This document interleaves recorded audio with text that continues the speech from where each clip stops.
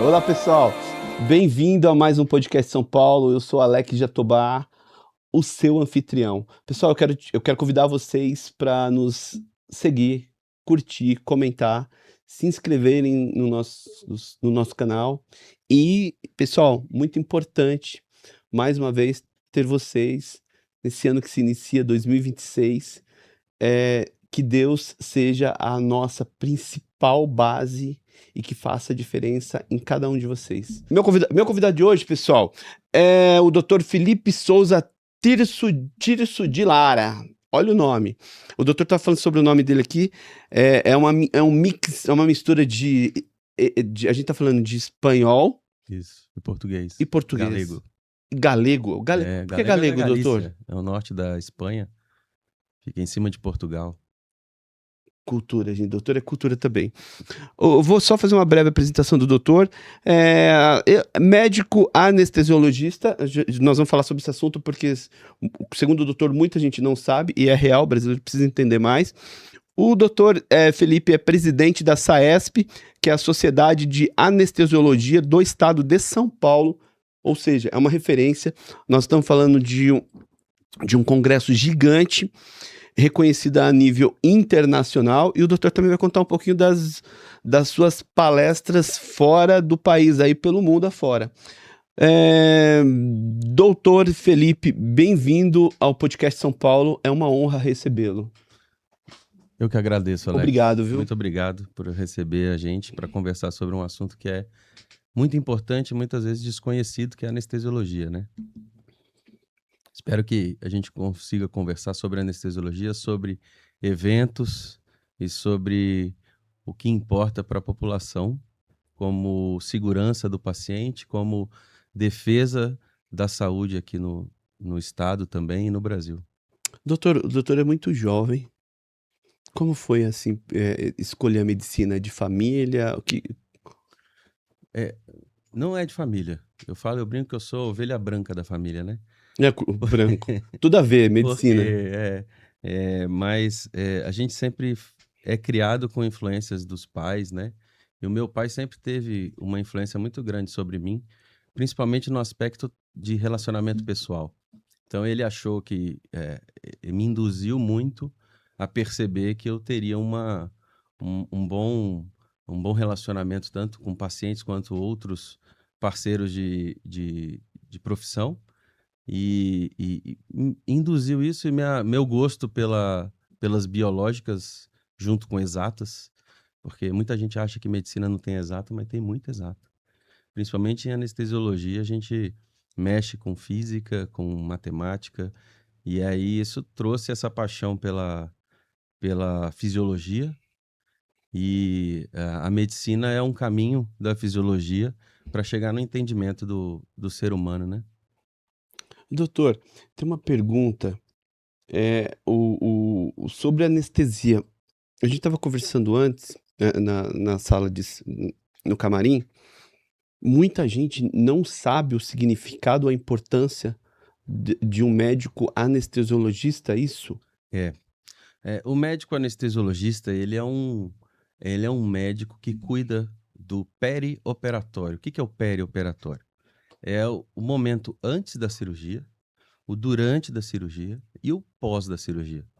Então, ele é um médico em que o momento da tua vida em que você vai estar mais frágil, que é quando você entrega a sua vida para alguém te defender contra ou te proteger de um insulto ou de um trauma que a cirurgia possa te dar, ele vai te proteger tanto no pré-operatório, avaliando quais são as condições, qual é o risco, o que precisa melhorar, quais remédios precisam não estarem tomando durante a anestesia, durante o processo anestésico cirúrgico, quanto no intraoperatório para te estabilizar, ou seja, toda aquela dor que você poderia estar sentindo e que uma cirurgia pode te acometer se você não tiver sob anestesia e poderia até te matar, o médico anestesiologista te protege dessas respostas que seriam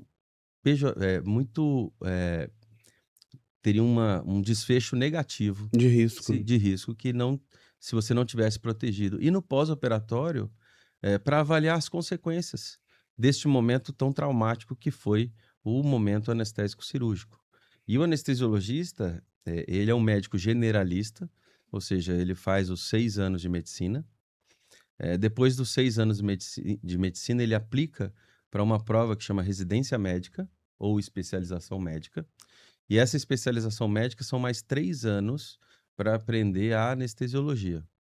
E muitos ainda progridem com mestrado e doutorado. Então, o mínimo para um anestesiologista se formar hoje no Brasil são 9 anos. Bastante tempo, doutor. Especialista mesmo.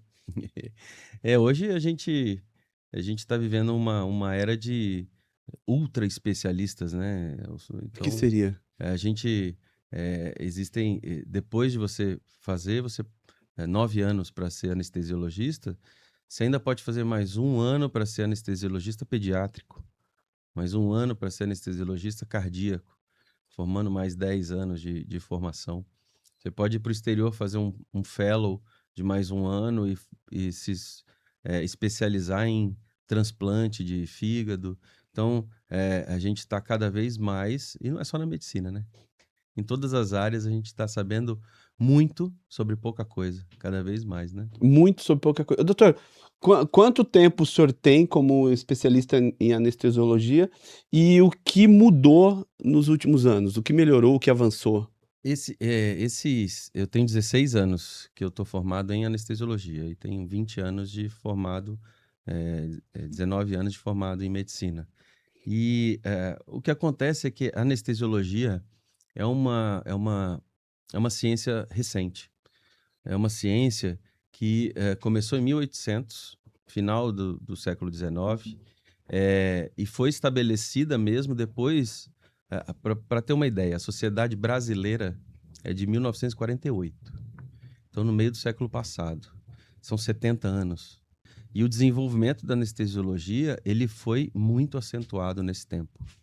Então a gente tem eras da medicina e da anestesiologia que no início eh, existiam altas complicações. Então, muita gente tinha medo da anestesia, muita gente tinha medo da cirurgia, justamente porque a anestesiologia não tinha se desenvolvido a ponto de trazer a segurança para aquele ato operatório. Então, no primeiro momento, a gente tem uma era de desenvolvimento do básico, da manutenção da hemostasia, que a hemostasia é o equilíbrio, a temperatura, a pressão arterial, a frequência. Isso é uma hemostasia. Quando está tudo normal, nós estamos em hemostasia. Essa Hemostasia. é homeostase. Essa homeostase, ela traz para a gente esse primeiro desenvolvimento. O segundo foi desenvolvimento de drogas, medicamentos. Os medicamentos foram evoluindo e cada vez já estavam mais seguros. E agora, nesses últimos 20, 30 anos, a gente está numa era de desenvolvimento de equipamentos, onde a indústria desenvolveu equipamentos para aumentar ainda mais a segurança do ato cirúrgico anestésico. E isso tem número já de quanto se reduziu nos últimos anos? Hoje em dia, o risco de uma cirurgia, por exemplo, de uma anestesia geral, é quase zero. Quase zero, Quase graças a zero. Deus. E o mais importante para avaliar risco não é só dizer de anestesia geral, é você escalonar ou classificar o paciente. Se a gente não tiver o conhecimento pré-operatório de um paciente, ele muda completamente.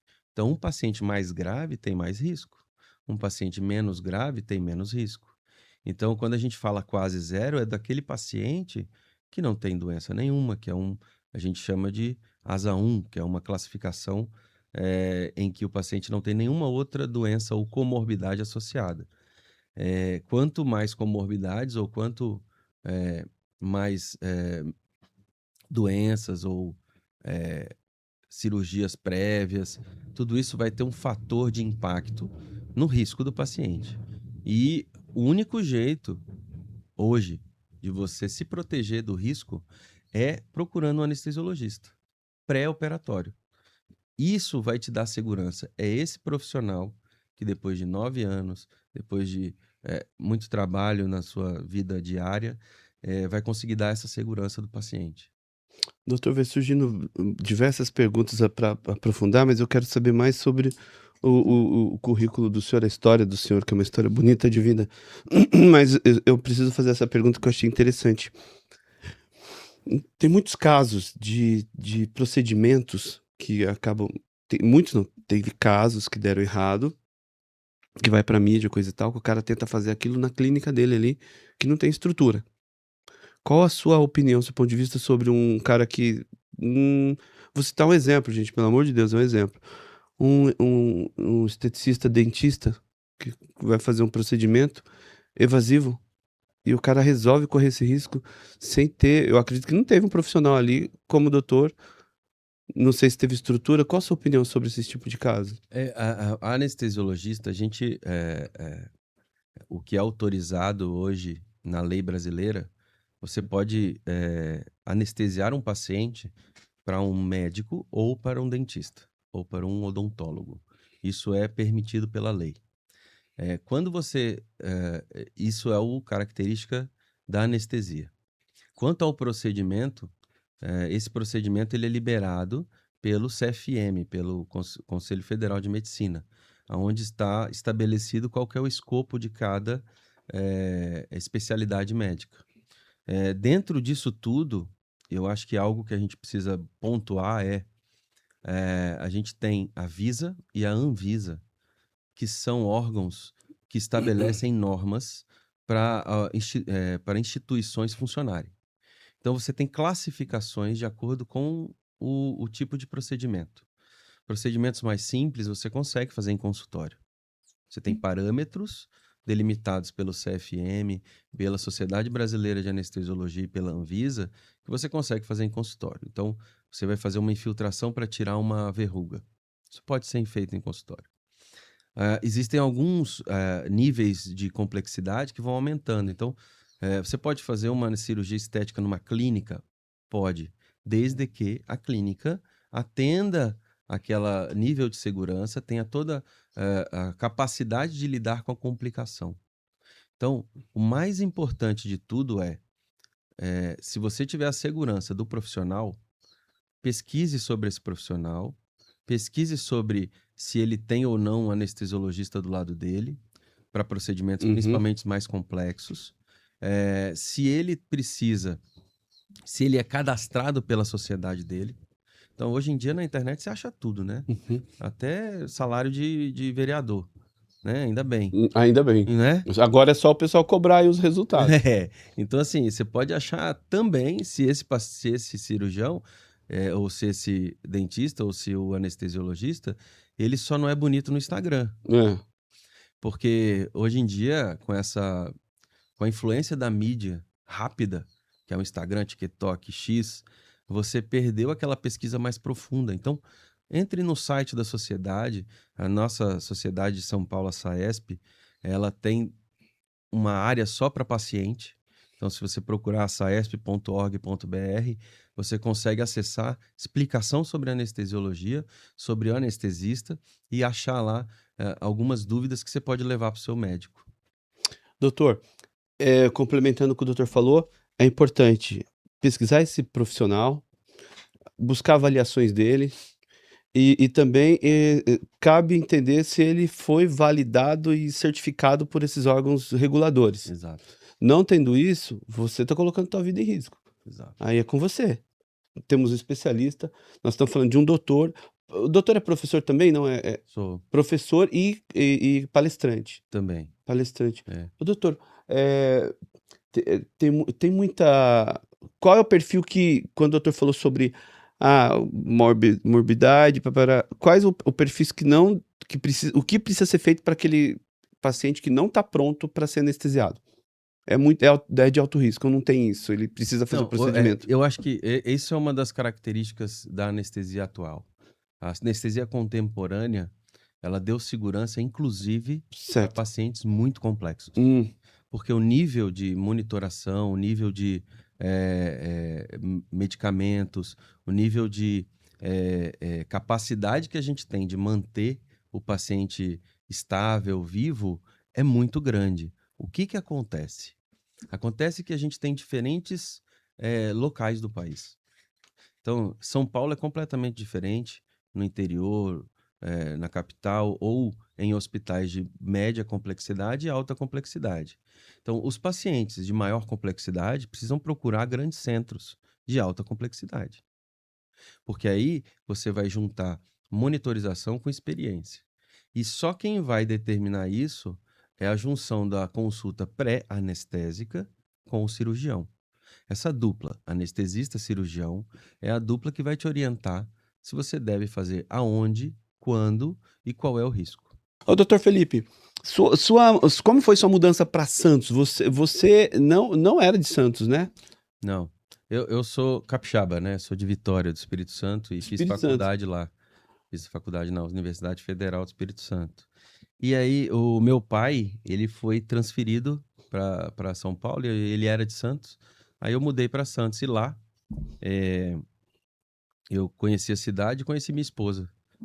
Conheci minha esposa lá e voltei depois para fazer residência médica. Então, fiz 6 anos de faculdade em Vitória e fui fazer a residência médica em Santos, no Centro de Ensino e Treinamento da Santa Casa de Santos, onde hoje eu sou responsável pelo Centro de Ensino e Treinamento. Então, eu comecei a minha jornada de anestesiologia estudando, onde agora eu coordeno o Centro de Ensino e Treinamento. E o nosso Centro de Ensino e Treinamento, ele tem 18 residentes por ano. Então, são 3 anos, a gente lida com mais ou menos entre 50 e 55 residentes. São médicos já formados que estão fazendo os 3 anos para se tornarem anestesiologistas certificados pela sociedade e pelo Ministério da Educação e Cultura. Então para se especializar, são 3 anos, que esses novos médicos anestesistas E passam com o doutor? É um é longo um período, né, estudo em doutor? treinamento. Então, ele treina para ganhar capacidades e habilidades para conseguir lidar com o paciente mais simples até o mais complexo. Então, ele tem que sair nesses 3 anos conseguindo lidar com esse paciente mais complexo que a gente viu assim. E depois eu fiquei na Santa Casa durante um tempo e comecei a ingressar em cursos da Sociedade de São Paulo e da Sociedade Brasileira. Com isso, eu fui convidado para ser da diretoria, há exatamente 11 anos atrás, 11 anos. que eu entrei na Carreira. diretoria da sociedade e fui caminhando cargo a cargo, conhecendo cada vez melhor tanto o que significa ser da sociedade de anestesiologia ou de qualquer cooperativa, associação. Eu acho que esse simbolismo de união social serve para qualquer tipo de especialidade ou profissão. E quando você tem esse chamamento para ser social, isso precisa ser colocado como propósito, como impacto que você vai fazer no mundo, né? E aí, com esse propósito, a gente começa a ingressar mais fácil.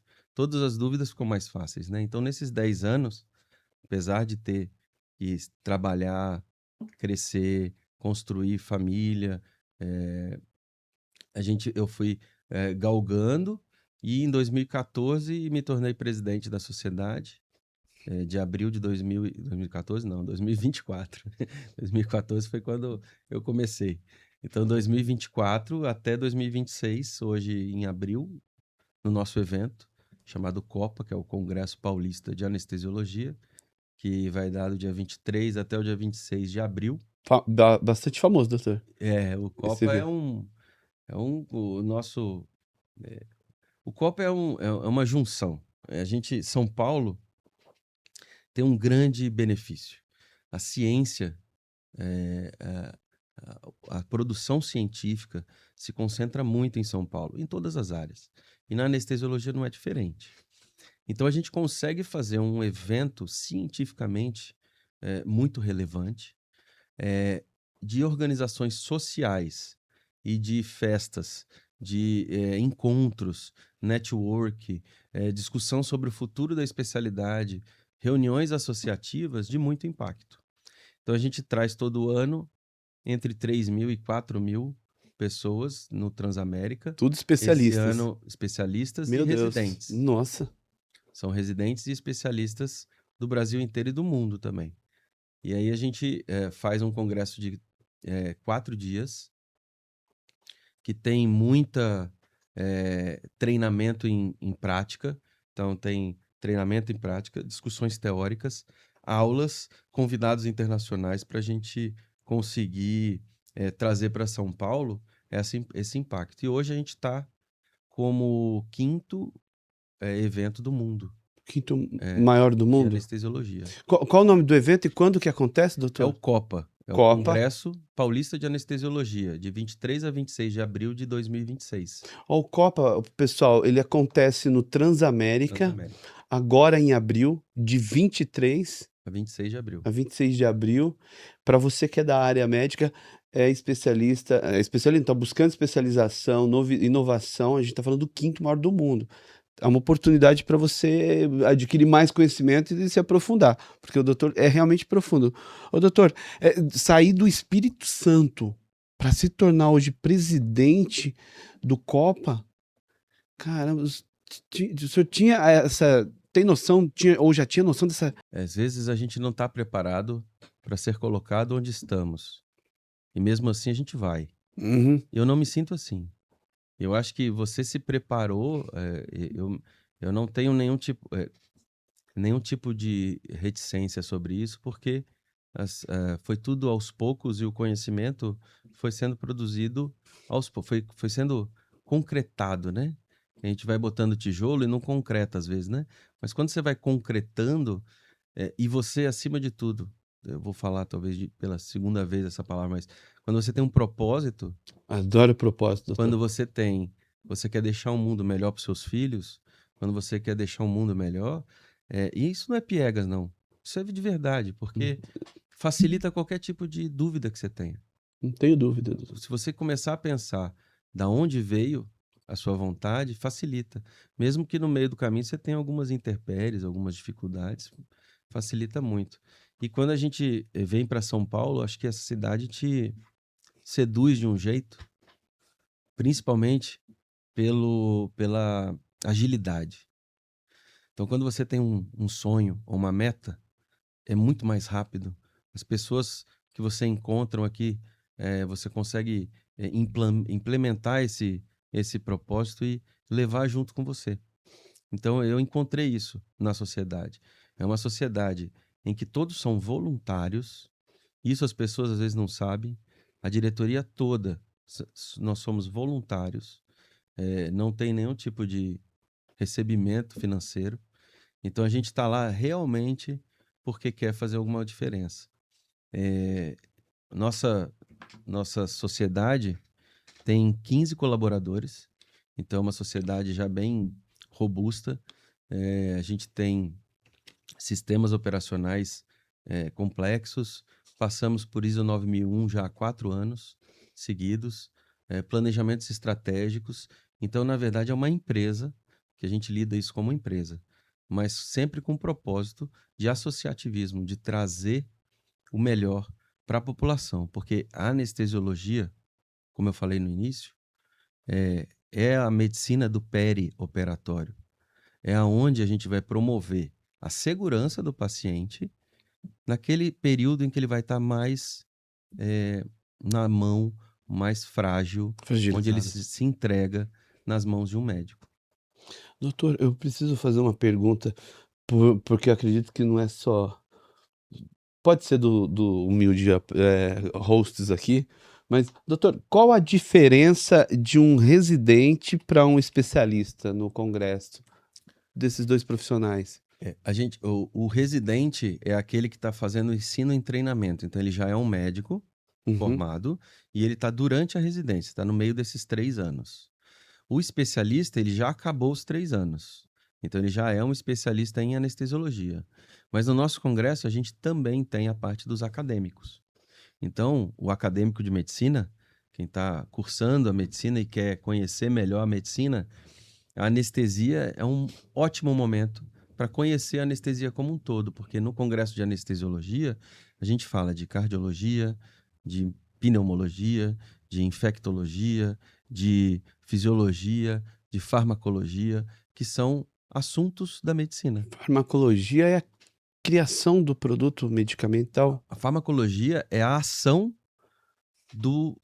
do medicamento no seu corpo. E também o que o seu corpo vai fazer com esse medicamento.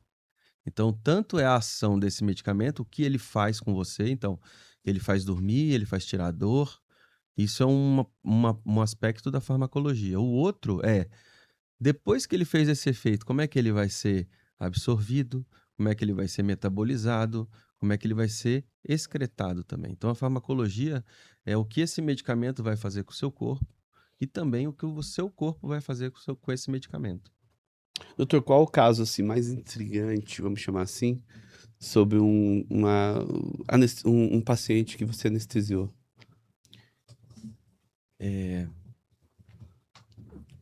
Intrigante, eu acho que a gente tem.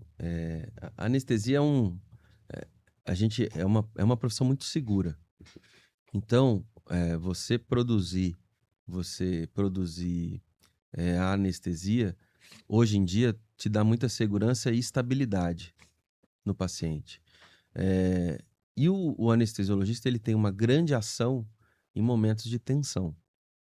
Então, naquele momento em que o paciente complica, tem um sangramento, tem uma parada cardíaca, é onde a anestesiologia vai atuar com muita diferença no desfecho desse paciente. Então, eu já tive algumas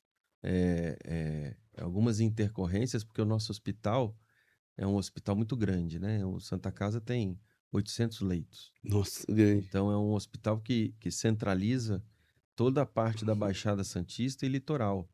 E ali é um cuidado até quaternário, onde a gente consegue fazer até cirurgias robóticas, né?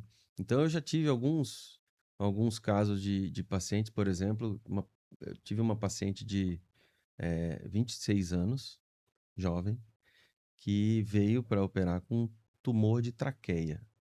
Dentro da traqueia tinha uma bola, tampando a ventilação dela. Traqueia é por onde a gente respira, né? Certo. E aí a gente não conseguia induzir esse paciente para parar de respirar, porque a gente, quando faz anestesia, a gente faz o paciente parar de respirar e põe no aparelho, né? Então a gente não podia fazer isso. E esse foi um paciente que a gente fez uma anestesia regional, que a gente chama peridural. Peridural é aquela anestesia que, talvez quem é mais antigo lembra, que a cesariana era feita muito com peridural. Hoje em dia é anestesia raquidiana. E a peridural, ela também faz anestesia só do tórax. Então a gente conseguiu fazer uma anestesia só do tórax com o paciente acordado e abrir o tórax da paciente para tirar um tumor dentro da traqueia. Meu Deus. Então esses pacientes são bem... e se você consegue fazer isso em hospitais bons, onde você tenha retaguarda de UTI, retaguarda de profissionais avançados em cirurgia do tórax, em intensivismo. E você só consegue prever toda essa complexidade se você tiver uma junção no pré-operatório dos seus médicos anestesiologistas e cirurgiões. Ô, doutor, me fez o Matheus me fez uma correção aqui. Alex, eh, o senhor é presidente da SAESP e também do Copa? Ou são coisas distintas, doutor? Sim, o COPA é um congresso que é organizado pela SAESP. Pela SAESP. É, isso. Então, como eu sou presidente da SAESP, também é presidente do congresso. Olha a correção aqui, então eu não estava errado. A única coisa que a gente precisava citar as duas coisas. O doutor Felipe é presidente, pessoal. O doutor Felipe, para quem está conhecendo Souza Tirso de Lara, além de especialista em anestesiologia, ele também é presidente, é palestrante. Doutor, acabou de chegar agora dos Estados Unidos, né? Foi. A gente tem uma interação muito boa com a Sociedade de Nova York. Então, a SAESP, a Sociedade Paulista, e a Sociedade de Nova York, a gente tem uma interação muito boa. E, normalmente, existem palestras nacionais lá no Congresso e tem indicações de palestrantes de Nova York aqui. Então, em dezembro, a gente foi no congresso deles, que chama PGA, que é em PGA, Nova isso York. mesmo. PGA. E eu fiz uma palestra lá de eletroencefalograma. intraoperatório, que é uma dessas tecnologias que eu estava comentando antes, que nos últimos anos vem desenvolvendo a segurança do paciente. Então, a gente consegue, olha que interessante, a gente consegue durante a anestesiologia colocar eletrodos no cérebro que Eletrodos. sabem, colados, que sabem se você está dormindo muito, dormindo pouco, sentindo dor, não sentindo dor. Então a gente consegue acompanhar o efeito dos medicamentos através Incrível. das ondas cerebrais. Então está nesse nível a nossa sofisticação de segurança do paciente. E isso já está em todo o Brasil. Qual que é o desenvolvimento da ciência? Todo aparelho, todo monitor, tudo que é de tecnologia, tudo que aparece é muito caro. E a inflação médica nos últimos 15 anos é assustadora. É 5 a 6 vezes a inflação média do Brasil, por exemplo. Então é assustadora. Enquanto você desenvolve um aparelho ou um monitor, você precisa provar que isso faz diferença. Então, ao longo dos anos, a gente tem que produzir ciência para poder provar que aquilo faz diferença no desfecho do paciente. Desfecho é o resultado dessa cirurgia, né? Então, aos poucos, a gente consegue provar que essas tecnologias têm melhora no desfecho do paciente. E essa é uma tecnologia que eu sou fã. Então, assim, No- Também, o meu agora. disclaimer aqui é esse, porque essa tecnologia de eletroencefalograma intraoperatório ela foi desenvolvida em 1990. Caramba. Só que assim, entrou no mercado mesmo na década de 2000, 2005. E agora é que os grandes trabalhos estão mostrando o impacto e sabendo estruturar o conhecimento do anestesiologista também nessa área, que não tinha, né? Esse tempo é de estruturação, doutor? Porque demora, né? Hoje em dia, existe um trabalho canadense que mostra que a tecnologia de ser desenvolvida até entrar na prática usual leva 17 anos. É complexo a validação, o que que acontece? A validação e o treinamento. Então, assim, muitas vezes a tecnologia ela é desenvolvida e ela tem que passar tanto pelo treinamento do usuário, que no caso é o anestesiologista, tanto pela validação se ele tem influência no desfecho ou não. E isso também faz com que a produção aumente e o preço diminua, né? E aí fica mais factível ainda mais para a gente, que é um país de em desenvolvimento, né? Terceiro mundo, né? Em desenvolvimento. Ô, doutor, vou pegar o gancho então pra gente cobrar o Estado. A gente tá falando, Ministério da Saúde. O senhor tá, especialistas como o doutor estão buscando conhecimento fora. Eu estou impactado com os eletrodos, é isso, doutor? Isso. Que fazem toda uma leitura absurda do ser humano. E o Estado? Quais os empecilhos que nós temos e o que poderia ser melhorado? Vamos falar para os ministros aí? Eu vou te falar uma coisa, talvez você se surpreenda. Eh, eu trabalho também no estado e a gente tem, a disponibilidade desse monitor para os pacientes complexos do estado, lá em Maravilha. Santos. Então, eu acho que, o nosso trabalho de ciência em São Paulo, o nosso trabalho de ciência no Brasil e no mundo, faz com que a gente tenha argumentos para levar desculpa, para o nosso poder público, o impacto que isso vai dar. E eu vou falar, a gente precisa entender que a saúde é feita para o paciente. Eu tô travado eu não tinha, nunca ouvi falar de eletrodos Isso. que acompanha agora vários sentidos. Seria isso, doutor? Você consegue fazer toda a anestesia, ela tem uma dose no cérebro, no sistema nervoso Uhum. central. Manipular esse sistema nervoso é a nossa arte da anestesia. E o que você se faz com arte? Você vai tentando entender a arte com o tempo. E como é que você faz para entender essa arte da anestesia? É com monitores hoje em dia. E um desses monitores é esse eletroencefalograma, que ele vai monitorando a ação dos fármacos, dos medicamentos, no seu neurônio dentro do cérebro. E aí você consegue dosificar mais ou menos, melhorar desfechos, por exemplo, alterações cognitivas, delírio, demência. isso tudo tem impacto no pós-operatório, como eu tinha falado da medicina Maravilhoso. perioperatório. Então, esses equipamentos, eles vão por uma via de alto custo, né?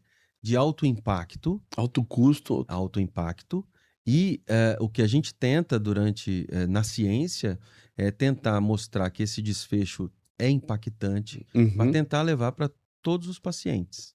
É claro que é difícil, a gente vive num mundo com contrastes completamente diferentes. E o Estado, doutor? O que poderia melhorar e o quanto o Estado está mudando, não sei se está investindo, qual o cenário hoje do Estado quanto para ajudar a potencializar? Sim, eu acho que assim, a gente tem que entender que o Estado é o maior poder financeiro que a gente tem no país. E tem que entender também que o nosso papel é mostrar que os equipamentos, a monitorização, tudo isso faz diferença. Então, quando a gente consegue levar esse motivo e com, eh, com argumentos científicos, a gente consegue, dependendo da localização, da formatação dessa solicitação, a gente consegue.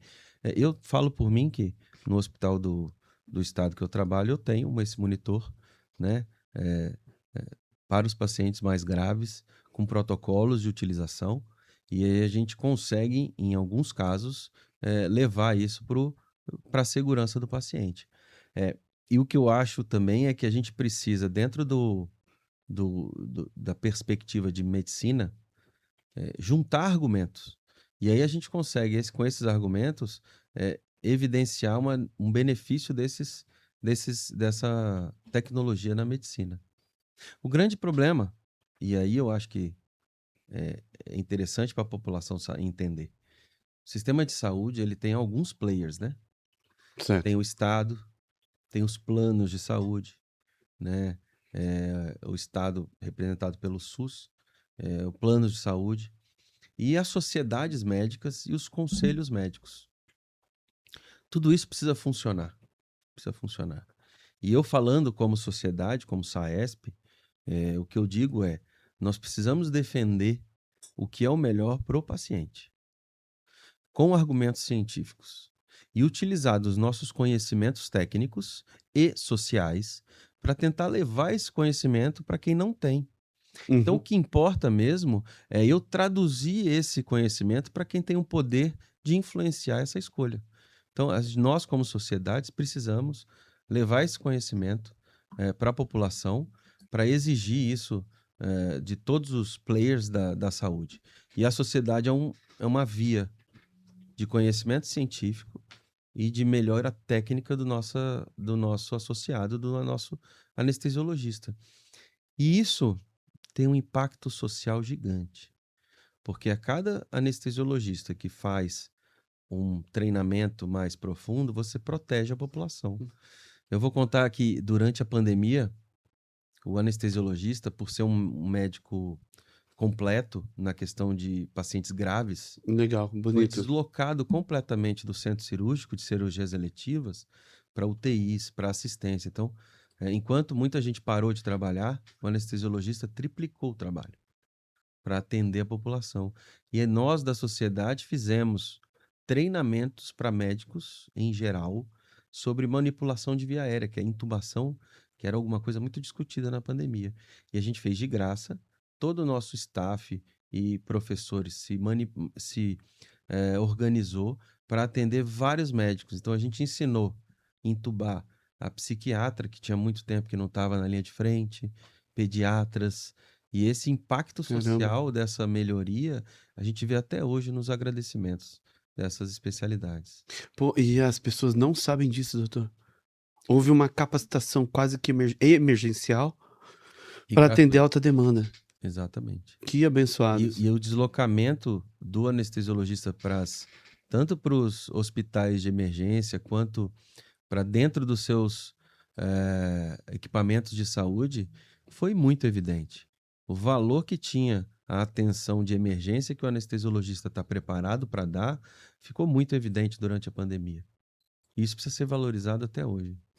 O senhor é brilhante, iluminado. E eu achei bonito, eu preciso comentar isso, gente. Nós estávamos comentando nos bastidores aqui, eu e o doutor, e o doutor estava esclarecendo. Eu fiz uma pergunta tendenciosa, que eu não vou fazer agora, e o doutor respondeu da seguinte forma: não existe, para nós não existe direita e esquerda, né, doutor? Existe. Conta pra gente se seu ponto de vista, que é bonito. Não, eu acho que quando a gente defende um- uma sociedade ou um propósito maior, Propósito. a gente tem que olhar como motivo. Então, se alguém traz para a gente racionalmente um bem para a segurança do nosso paciente, para a proteção do nosso anestesiologista, para o reconhecimento do anestesiologista como um fator de alto impacto no desfecho do paciente, tem que ser valorizado. Isso não importa de onde vem. Importa que aquele raciocínio lógico trouxe o benefício para aquela, para nosso ah, ideal, né? Para a segurança desse paciente e para a valorização do anestesiologista. E resumindo, não importa partido, gente, importa um propósito, que é cuidar de vidas, tratar vidas e pessoas, né, doutor? Eu achei muito lindo. Doutor, doutor, como médico com muito tempo na área da saúde, qual a sua opinião sobre Deus e cura de paciente? É, CPF, né? Porque aí a gente tem que começar a falar sobre. Eu acho que a organização do pensamento positivo é sempre benéfico. O impacto da religiosidade e da espiritualidade já é provado no meio científico. Quem tem espiritualidade tem maior resiliência durante um processo de doença. Associado a isso, existem alguns trabalhos, inclusive falando sobre aquela área que eu gosto muito, alguns trabalhos de alteração de sinapses cerebrais através de meditação.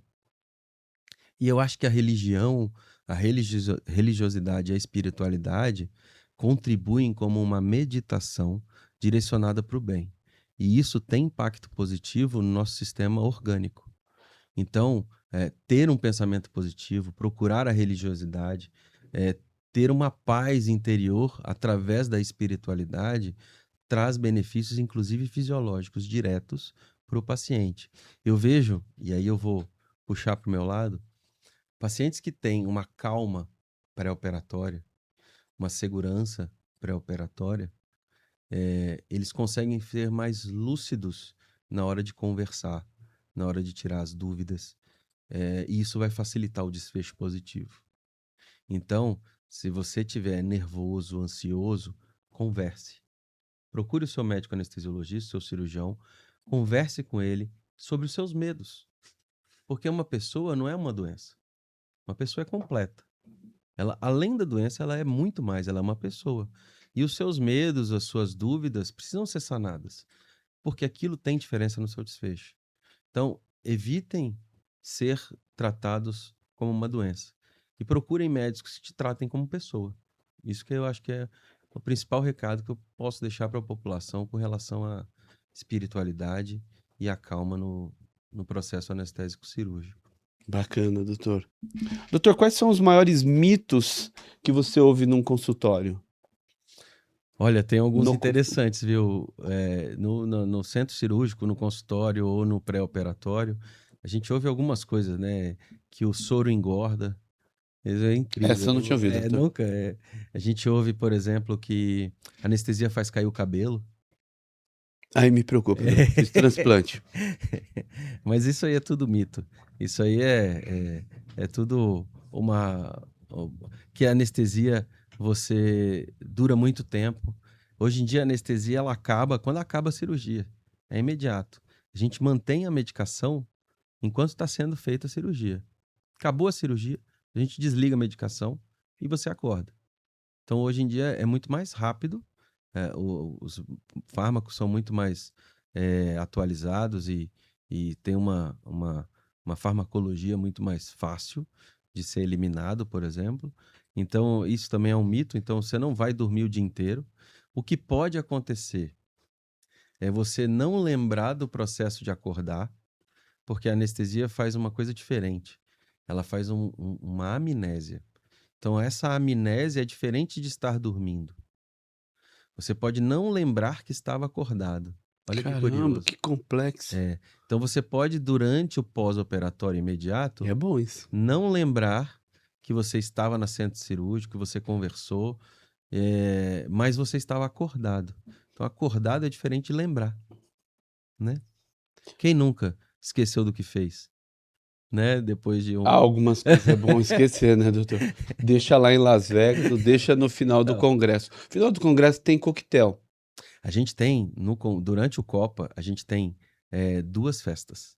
Uma na Eita. sexta-noite, que é com DJ, e no sábado à noite a gente tem uma banda com comida e bebida também. É tudo incluído no nosso... Não paga nada extra. É, o participante do congresso já tem essas 2 festas dentro do congresso. Ô, doutor, tem nome essas duas festas? Que tem Não, médico que eles não tem batizam. nome, não. Não tem? Não. Mas vou falar um negócio pra Vou você botar que Alex vai. Jatobá pra festa. Põe, eu vou pra festa. Eu vou pra tua festa, doutor. Depois vou ligar pro teu executivo lá que você falou. Pessoal, o Copa tem 2 eventos, mas não vai ter anestesia nos pacientes. Vai ter chopp, essas coisas. O quê? Anestesia. Não, Não lá é tem? só... Tem álcool? Tem, Tem. tem. Então vamos lá, doutor. O que acontecer no Copa, fica no Copa. É isso? Aquela Essa é boa. a pegadinha de É isso esqueceu aí. da amnésia? Aham. Que fica no Copa. Ô, doutor, ó, mito ou verdade que a pessoa pode acordar depois da anestesia e não se mexer? Não, o que acontece é, existe uma incidência aí, há um tempo atrás era muito mais incidente, desse despertar transoperatório, que a gente chama assim. O despertar transoperatório, é muito baixo. Hoje em dia, com a tecnologia, com assistência, com conhecimento, a gente consegue dosar as medicações para isso não ter esse impacto do despertar. Então, você não tem esse risco evidente hoje em dia na anestesia moderna, é muito baixo, e isso tem muito a ver com a avaliação pré-operatória. Então, vou dar um exemplo, né? O que acontece? Tem muito paciente que toma um monte de medicamento, né? Toma antidepressivo, remédio para dormir, remédio para acordar, remédio para ficar feliz, remédio para ficar triste. A polifarmácia faz com que o seu corpo seja mais resistente, né? Quem nunca aumentou uma dose de 2,5 para 5, depois foi direto para 10, né? Então, você acaba tendo maior resistência aos fármacos. E isso pode fazer com que o fármaco da anestesia não tenha a mesma potência. Então, eu tenho que dosar qual é o efeito desse fármaco naquele paciente. Então, pacientes com mais riscos e menos riscos. Esse paciente que, por exemplo, toma muito remédio, a gente precisa, é indicado usar um monitor, por exemplo, de eletroencefalograma, um monitor de profundidade anestésica, onde a gente consegue acompanhar esse paciente durante o intraoperatório. Então nós podemos dizer que, baseado no gráfico, é mito. Mito. Ô, doutor, é verdade que a anestesia moderna ajuda o idoso a não perder a memória no pós-operatório? É muito. Existem alguns trabalhos hoje em dia de que existem pacientes mais sensíveis à anestesia e menos sensíveis com relação à perda de memória, que a gente chama delirium ou distúrbios cognitivos pós-operatórios. Quando a gente começa a diagnosticar um paciente como mais frágil, a gente usa menos medicamento. E quando diagnostica um paciente que é mais resistente, usa mais medicamento. Ainda não é zero, porque isso depende também do tipo de cirurgia. Então, por exemplo, cirurgias cardíacas, que você vai passar por um coração fora uma máquina que vai fazer a circulação para você, tem muito maior incidência desse tipo de alteração cognitiva do que outras cirurgias. E pacientes que já têm distúrbios cognitivos pré-operatórios também têm maior incidência. Mas a anestesia tem um impacto importante nessa avaliação de risco pré-operatório de delírio e distúrbios cognitivos pós-operatórios. Não sei se ficou complexa essa parte, mas eu posso simplificar da seguinte forma. Por A favor. avaliação pré-anestésica diminui o risco de você ter ou não esse tipo de alteração. Isso então é um ponto positivo. Da anestesia é positivo, mas é verdade. É A verdade. anestesia, ela pode ter interferência, na perda de memória pós-operatória. Qual o impacto que o Copa-Saesp gera na assistência aos pacientes hoje? Você sabe que o Copa-Saesp, ele vem de muito tempo como uma referência em atualização científica. Então a gente traz tanto conhecimentos de ponta do exterior quanto nacionais para modificar a atuação do anestesiologista no Brasil inteiro. E isso vai levar uma assistência diferenciada para o paciente em todos aqueles anestesistas que participaram do Copa-Saesp. Então, a atualização científica, no fundo, ela serve para modificar condutas, para modificar avaliações. E quando aquele anestesista que saiu de qualquer estado do Brasil veio para o Copa, absorveu aquele conhecimento, ele consegue no outro dia aplicar. Utilizando todo o bom senso e a formação dele, ele consegue imediatamente ter uma aplicação para muito do conhecimento que ele angariou durante o Copa Saesp.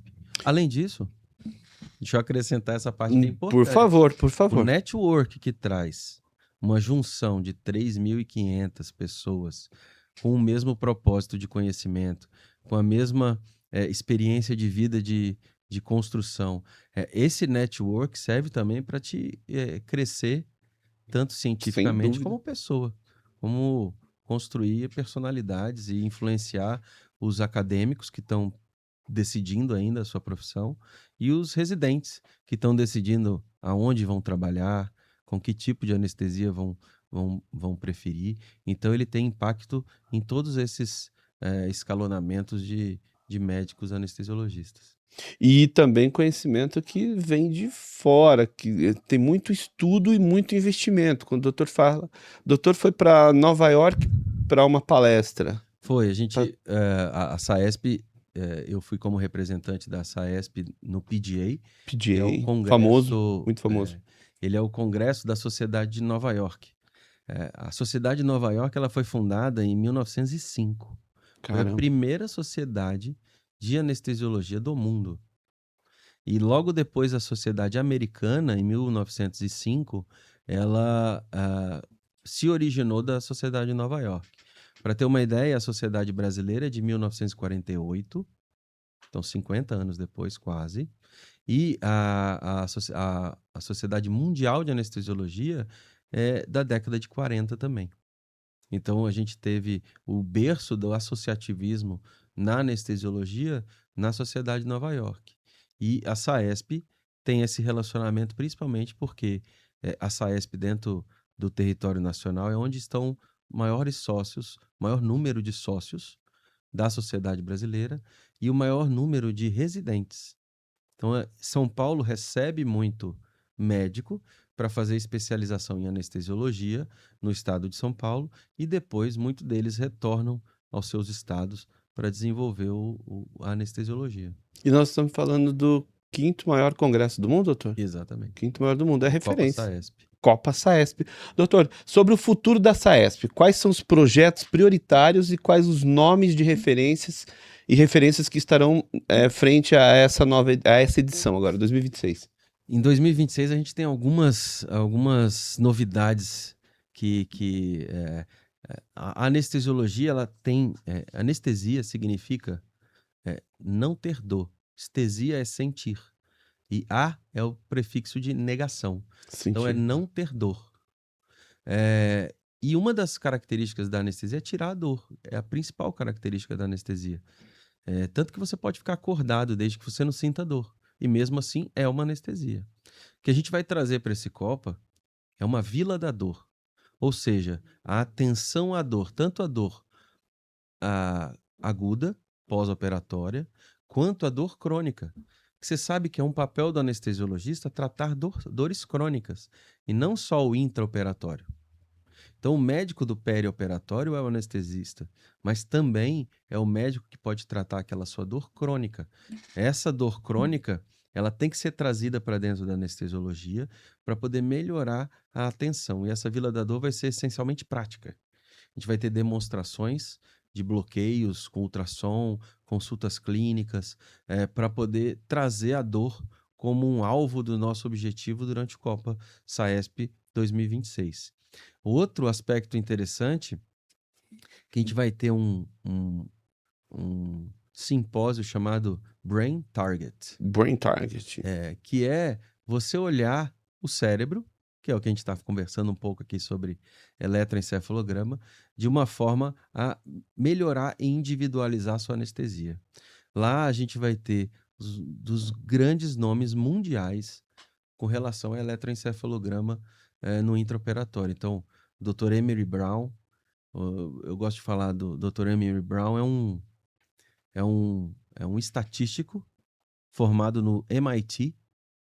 Depois ele fez medicina em Harvard e fez anestesiologia em Harvard. E ele é tanto um engenheiro estatístico pelo MIT como um anestesiologista. Então, é um cérebro brilhante. Um cientista. A doutora Joana Berger, que é uma amiga que tem... ela é editora-chefe do maior jornal da Inglaterra. É uma portuguesa que vive na Suíça. Altíssimo nível. Vai ter o doutor Adrian Gelb. Adrian Gelb, que é um anestesiologista que foi presidente da World Federation, que é uma sociedade mundial de anestesiologia, que é da Califórnia, da Universidade da Califórnia. E eles vão estar juntos nesse Brain Target. E lembrando, o Copa é totalmente trilingüe. É português, tem tradução simultânea para espanhol e inglês. Então, não importa a língua que estiver falando, você vai entender. E também não importa a língua que você entende. Você vai ter a tradução simultânea nessas palestras. No time e simultânea. O que o doutor faz da vida assim, fora do esquece o hospital, agora é hora de relaxar? O que o doutor gosta de fazer? Olha, eu acho que... eu gosto de ficar com meus filhos, né? Quantos filhos você tem? Eu tenho 2. Um de 9 anos, o Gabriel, e um de 13 anos, o Felipe. Então a gente... Algum já foi influenciado pela anestesiologia ainda? Não. Ainda não? Eu deixo mais livre, ainda tá na hora de... Eu deixo bem livre, porque Por também... enquanto. Não, você sabe que a gente tem que, eu acho... Cada pessoa é diferente. Nossos filhos não vão ser a gente. Então, primeiro eu tenho que reconhecer que pessoa ele é, né? Porque quando eu vou orientar, eu preciso entender no que ele pode ser melhor ou pior. Então, eu vou orientar e provavelmente vou de acordo com o que eu entendo que ele pode ser bom. Então, meus filhos, eles são muito diferentes e talvez eles sejam bons para umas coisas, para outras não. E a gente tem que saber reconhecer. Então, tem que esperar um tempo essa personalidade se formar. Essa é a minha visão sobre criação, que é um problema quando você demanda os seus desejos em cima do seu filho, né? Você aumenta a pressão dele e a sua decepção. É verdade. E o doutor, a gente tava conversando sobre isso lá no camarim. Sobre ser feliz através do outro, tá errado. E durante a pandemia, talvez seja mais interessante ainda, ou curioso. Durante a pandemia eu fiz muito curso de mixologia. Mixologia, doutor. Online. Não, mixologia é você misturar e fazer coquetéis, né? Então eu aprendi a fazer muito, e aí minha diversão é junto uns amigos, faço uns coquetéis diferentes, alguns com assinatura. Copa Saesp, na área VIP, vai ter coquetéis assinado pelo Dr. Felipe? Ia ser interessante, eu não tinha pensado nisso, hein? Eu monto tudo pra ideia, você hein? lá. Eu monto eu vou montar uma mesa pra você de um bar nosso, doutor. Vamos, vou montar com você. Qual que é? Vou montar um negócio chique lá, nós vamos deixar o povo tudo... A gente pode, no final, deixar os palestrantes, o pessoal um pouquinho alterado ou não? Nas festas, né? Com o seu drink, com o seu Na drink. verdade, eu tenho 2 festas para todo mundo. Aí tem um jantar dos palestrantes e um jantar dos internacionais. São 4 eventos. Meu Deus, eu vou assinar essa gastronomia, doutor. Vamos trocar esse buffet aí. Vamos. Cadê o nome do seu executivo? Eu quero fazer drinks com você. Doutor, eu quero até falar isso com você. Eu adoro servir. Às vezes eu tomo bronca por eu estar servindo. Eu gosto Eu de faço estar ali com também, eu você. faço meu churrasco lá com todo mundo e fico enfiando carne com um drink diferente. Eu gosto de fazer isso. Não, você agora avançou o negócio comigo, eu vou ter que perguntar. Qual o seu drink? Qual que você fala? Não, tô me sentindo especialista. Olha, eu, eu, eu gosto muito de um que chama Hanky Panky. Tem que ser seu, tá? Não, Não, meu é o não. seu agora. Não, eu tenho Eu vou alguns que eu considerar esse como que modifico. você gosta, quero Eu saber o gosto, teu. Hanky Panky, mas assim, um que eu gosto, que não é meu, mas que eu modifiquei um pouco, É seu. é um que chama, é um Penicillin. Península. Penicillin, só que a base dele é Scotch Whisky. Eu Scott. substituo todo o Scotch por whisky turfado de Islay. Caramba, isso é fino. É uma O delícia. que nós temos nele então, doutor? É gengibre, limão Gengibre. siciliano, Eu quero essa receita, ó. Gengibre, limão siciliano, mel mel. e whisky turfado, principalmente o Laphroaig, que tem muita turfa. É, É bom, hein? vai um gelinho aí. Gelo, não, gelo. Batido, Bate... não é misturado, Ah, é batido. não é misturado. É batido. Batido. É. Vamos, Misturado é assim. vamos fazer esse junto? Vamos fazer? Assume comigo, doutor. Vou, Só que vou, isso dá trabalho. vou ficar... Você tem que fazer o xarope de gengibre, você tem que cozinhar o gengibre durante um tempo até reduzir. Tá. Então dá um trabalho, porque tem que fazer o xarope prévio, entendeu?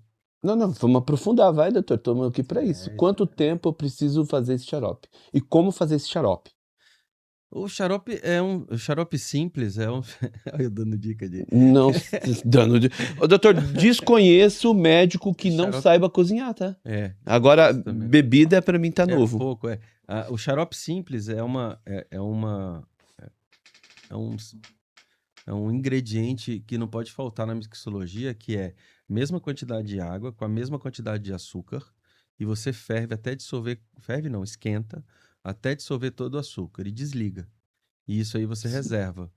Porque isso aí você não deixa o grão do açúcar e você aumenta a concentração de glicose num volume pequeno de líquido. E aí você consegue adoçar. Eu gosto de fazer caipirinha com xarope simples. Ele não fica, Caramba. não fica com aquele açúcar no fundo, sabe? Vamos ter que esticar um pouco. Como que é a caipirinha? Como que é a caipirinha? O xarope já entendi. Nós vamos... É, Uma dose de água, depois xarope, depois precisa da quantidade mesma quantidade de açúcar e de água. açúcar. Esquenta no fogo Quanto tempo, doutor? até dissolver completamente, não Tá. precisa ferver. Não vai virar calda.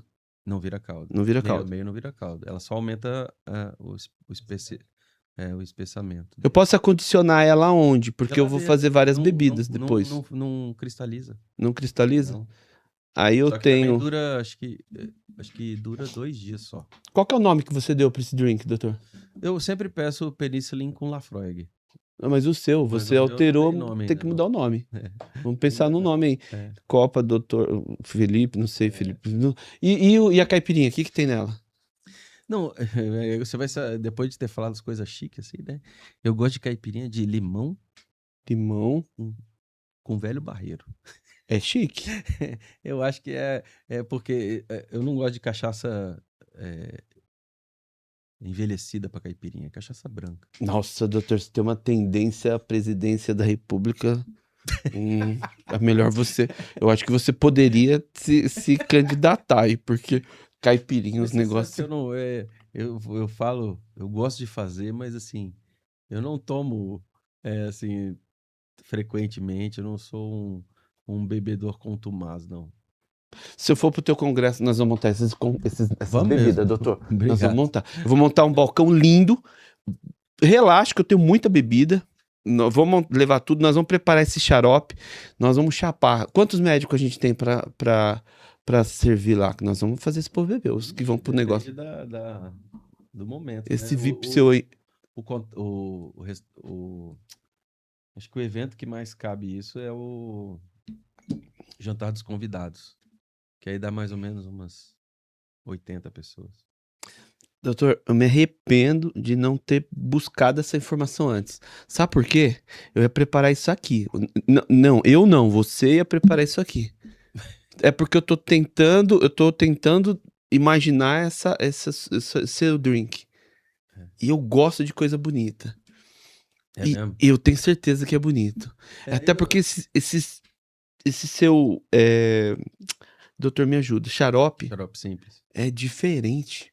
Não, isso aí é o clássico da. Qualquer bar tem. Bar que faz drink, né?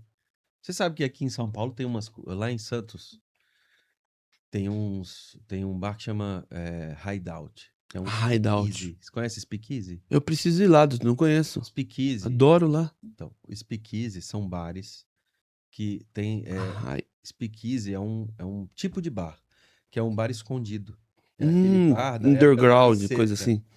Quando tinha a lei seca nos Estados Unidos, eles botavam bares escondidos atrás de uma lavanderia ou no fundo de uma. Nossa, vi. Isso aí é o speakeasy. No mundo inteiro tem. Qualquer cidade que você for, você procura um speakeasy. Aí você acha em algum lugar. Anota pra mim. Aqui em São Paulo tem alguns e em Santos também. Aqui em São Paulo tem um muito legal. Chama Fala de Santos pra mim. Castelo Oculto. Castelo. Você vai Castelo tomando pra mim Oculto. nota, por gentileza? Depois você pesquisa pra mim. Eu vou tentar até trazer esse pessoal pra cá. Castelo, O de Santos, como é que o chama, de doutor? Santos, o dono é um amigão meu. Se quiser eu trago, eu te dou o contato. Eu quero. Marcelo Malancone. Não, Ele eu tem quero história, e eu viu? vou te incomodar com isso. Ele tem. Anota pra mim. Ele foi vocalista da Pan, da Jovem Pan, na Nossa. década de 90, Bem louco. completa. E agora ele tem 2 bares lá. Um é um speakeasy e o outro é um rooftop lá em Santos. O Speakeasy,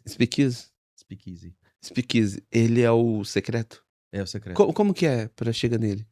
Então, é uma porta que o letreiro é de uma lavanderia e não tem nada mais. Eu preciso ser Aí convidado, você doutor? toca. Não, mas aí no Instagram, você tem que mandar uma mensagem no Instagram dele. Aí ele reserva um espaço. Aí quando você tocar, você fala seu nome lá, já tá reservado. Bora. Bora. Você me passa qual é o nome dele? Marcelo Malancone.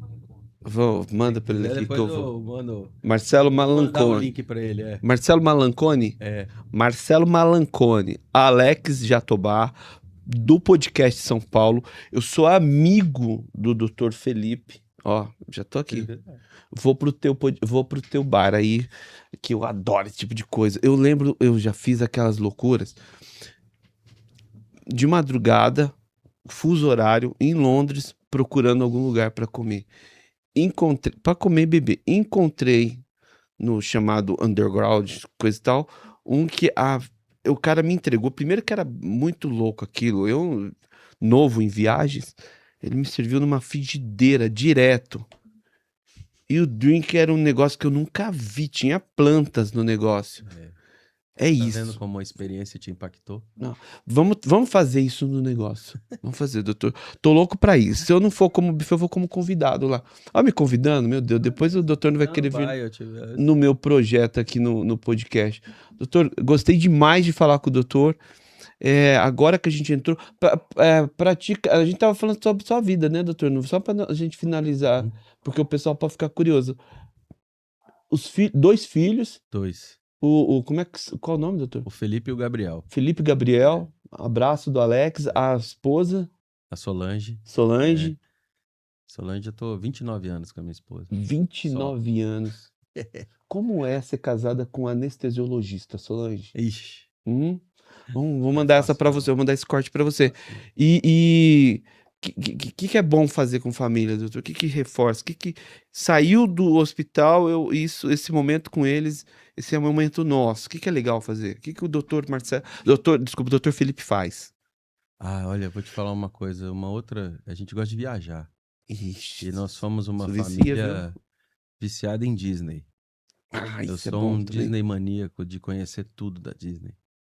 De saber, de fazer curso, de experiência do cliente, de olhar as coisas como empresa e não só como experiência. Então eu vejo algumas coisas que impactam demais. Então a gente gosta muito sobre Disney. Então, esse é o nosso. A gente programa isso durante todo o ano. Em viajar e conhecer a Disney e passear com a família durante um tempo. Acho que tem muito impacto no dia a dia, né? Esse tipo de visão lúdica, né? E trazer os filhos para não só viverem nesse mundo, mas entender o tempo que demora para você alcançar algumas coisas, para você, o quanto que sofreu, né? Que nada vem de graça, né? Às vezes a gente fala assim, eu falo sobre, eu gosto muito da Disney, né? Parece meio pernóstico, né? Mas não é, não. Eu acho que é uma demonstração para eles do que você passa para alcançar, né? Isso tem que dar valor às coisas. E é gostoso repassar isso, o poder proporcionar e viver, Mas é difícil, viu? eu entendo. Porque hoje em dia eles têm acesso a tudo, né? Celular. Isso eu sou contra completamente. Meu filho só ganhou celular com 12 anos. Eu tenho um amigo que só deu pra filha com 15. É. E não pode ter rede social. Sem rede social nenhuma. Consegue controlar, doutor, tranquilo? Consigo. Completamente. É a E o meu educação, a de 9 comunicação. anos eu também não dou. E também, assim, eu tenho alguns combinados com ele que eu inventei. Porque a gente tá numa Eu fase... gosto disso. A gente tá numa fase de conhecimento do mundo que a gente não sabe lidar com isso. Porque a gente nasceu não nativo digital. Eles são nativos digitais, né? Uhum. Então a gente tem que aprender como ensinar o limite do uso desses equipamentos, né? Então eu, por exemplo, não deixo ele ver nada de 9 anos. Só pode ver YouTube com qualquer coisa acima de 25 minutos. Porque senão o imediatismo faz ansiedade. Tá estragando mesmo, é verdade. Então, assim, se tiver mais do que 25 minutos, ele pode assistir. Se for aqueles 3 minutinhos, esquece. Porque aquilo só dá ansiedade. Porque ele vai ver outro, vai ver outro, vai ver outro. Não. Quando você conta uma história, a pessoa se acalma. Isso é teoria minha, né? Não, isso é realidade. Teoria Eu minha. tô nessa de ver vídeo rápido. Nós estamos assim, né? Então, Reféns, né? Você pega o celular daqui, eu vou abrir o celular aqui, vai ter 250 mensagens. Tenho certeza. doutor, como a gente controla a essa altura da minha idade aqui, jovenzinho de 40? Como... E olha, eu acho que a gente tem que procurar. Vai ficar mais profundo, eu acho, né? Não, vambora. Não, é muito importante, doutor. Eu acho que a gente tem que procurar Me desculpe alguma pelo seu coisa... tempo, mas é importante. Não, eu acho que a gente tem que procurar diversões no mundo. Contemplar o mundo de uma forma um pouco mais consciente. Não é contemplar só por contemplar, mas contemplar analisando. Então, se você parar num determinado local, por exemplo, pego meus filhos, vou andar na praia. Não é só andar na praia, né? Ali você está vendo pessoas diferentes, você está falando sobre o tempo, conversando sobre o que é o verão, o que é o inverno. Você faz ciência no dia a dia, né? Ensinando para ele matemática do troco. Eu acho que se a gente se completar no contemplamento do nosso meio, a gente sai do celular, porque celular é uma solidão acompanhada, né? Uhum. Parece que você está acompanhado. É uma Parece que falsa tem ali, sensação. é uma Uhum. falsa, mas você está sozinho. O que vale mesmo eu falo para meus residentes, eu tenho 50 residentes. Eu não dou aula online. Sabe por quê? Porque a hora que eu percebo que um está se perdendo, vem para cá. Que bacana. Porque assim, a relação humana é relação humana, não é relação digital. É por isso que o Copa Saesp representa essa troca interpessoal que tira você do virtual. Então vem para o Copa Saesp participar. No Time com Alex Jatobá. Doutor Felipe, monitorização cerebral, luxo ou necessidade? É essencial. O maior legado que quer deixar? Estruturar uma rede de apoio na anestesiologia para garantir a segurança do paciente no intraoperatório. Ser médico é? Renegar uma parte da vida em prol do próximo. O que esperar do Congresso Copa Saesp? No Copa Saesp esse ano, você pode esperar muito network, muito conhecimento e inovações práticas, onde você vai aprender a colocar a mão na massa e ver os especialistas fazendo o que ele faz no seu dia a dia. Uma palavra que define o Dr. Felipe Tirson. Integridade. Bonito. Doutor, uma dica de ouro, então. Como transformar a segurança do paciente no maior marketing positivo de uma clínica ou hospital? A segurança, eu acho que tem que trazer, e assim, eu penso que a conscientizar o paciente sobre o que é a segurança dele mesmo. Trazer para o paciente exatamente essas informações do que ele deve procurar, de que forma que ele deve procurar, quais perguntas ele deve fazer e o que ele deve se sentir tratado como uma pessoa, como um todo. Falar dos seus medos, falar das suas dúvidas, procurar pessoas que te acolham quanto a aquele ser humano inseguro naquele momento. Porque o momento perioperatório ou de um procedimento é um momento de insegurança. Então, traz essa insegurança para sua fala. Mostre sua insegurança para ser acolhido. E esse acolhimento é que vai te trazer maior segurança, inclusive no pós-operatório. Esse foi o meu convidado, Dr. Felipe, especialista em anestesiologia, presidente da Copa SAESP, um mestre, um doutor. Gente, a sensação de falar com alguém de tamanha inteligência, um pesquisador, um cientista, na minha opinião, é fantástica. Então, eu quero agradecer ao doutor primeiro por aceitar nosso convite. Eu que agradeço, Leque. Foi muito rápido, assim, a nível de minha equipe pensar, nós precisamos trazer esse doutor porque ele é muito bom, conteúdo forte. Aí passaram para mim o seu brief, eu falei assim, não, é claro, é muita informação, porque existe muitos mitos, como a gente disse, né, doutor? Como o senhor deixou tudo claro e vai ficar bonito. Doutor Felipe, não indica aí. Agora é a hora que você indica alguém, intima, e nós vamos atrás desse cara. Você vai mandar para ele, mas nós vamos cobrar também. Tá bom. Eu tô aqui no podcast São Paulo e eu tô convocando você, Dr. Enis Donizete, para comparecer aqui. Enis Donizete. Tá intimado? Tá. Enis Donizete. Donizete. Nós também vamos atrás de você agora. Doutor Felipe vai cuidar de mandar, mas nós também, se o doutor te indicou, missão dada, missão cumprida. Bem-vindo ao Podcast São Paulo. Doutor, obrigado pela sua presença, obrigado por nos aceitar, ouvir a sua história, que é linda, uma história o objetivo do podcast é contar histórias de pessoas para pessoas que precisam ouvir. Então a gente tem uma galera nova aí que eu ia até aprofundar, mas beleza, não vou porque eu falo muito, que é esses novos anestesistas, né? Tá correta a terminologia, doutor? Sim, tá certo. Que precisam ouvir história. Eu que agradeço pelo espaço. Eu acho que a anestesiologia precisa desse espaço para poder ser ouvido para a população, né? Principalmente quando ela está acordada. Principalmente. Fica o convite para quando o senhor quiser. O Podcast São Paulo é de muito interesse isso. As pessoas precisam se conhecer, precisam quebrar esses mitos que só um especialista com tanta bagagem pode explicar. Obrigado, doutor. Fique à vontade para despedir do seu pessoal e passar tua rede social. Obrigado e o pessoal a vai todo te procurar, hein? Obrigado a todo mundo. O recado que eu quero deixar aqui a todos os telespectadores e espectadores e ouvintes é que procurem o seu anestesiologista, que ele tem um impacto muito importante no seu procedimento anestésico cirúrgico. Transamérica. Pessoal, Copa SAESP de 23 a 26 de abril no Transamérica, para você especialista em para você que busca se especializar e buscar em novidades em anestesiologia. Agora o maior evento do mundo acontece agora em São Paulo, gente. Bora para lá que é importante para quem é da área da saúde.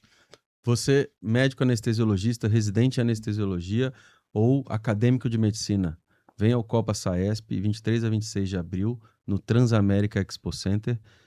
Procurem as redes sociais da SAESP, é saesp.anestesia, no Instagram, na internet, e fique à vontade para fazer aparecer no nosso evento gigante.